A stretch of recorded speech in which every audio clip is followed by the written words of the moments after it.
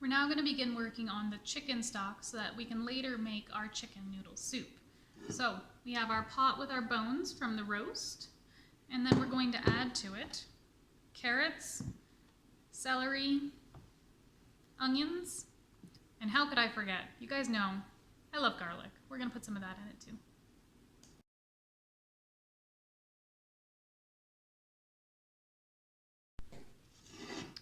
So our vegetables have all been cut, just randomly cut. The size doesn't matter because we won't actually be eating the vegetables. We're just waiting for their flavor to be imparted.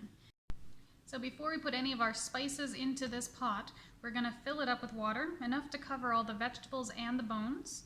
This is harder to do if you have a larger carcass, but it was quite a small chicken. That cold water, we're going to bring to a boil and then turn it down to a simmer.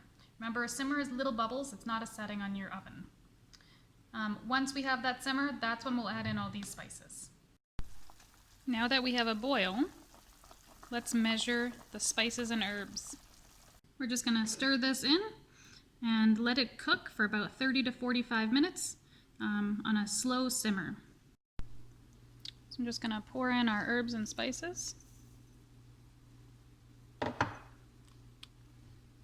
And give it a gentle little stir. We're going to give this 30 to 45 minutes. Now that the stock is done cooking, it's been boiling or simmering for 30 minutes and smells fantastic.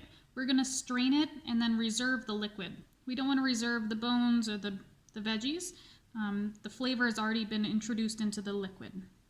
So we have a large bowl, and I have a strainer to catch any of the ingredients. I'm just going to pour through.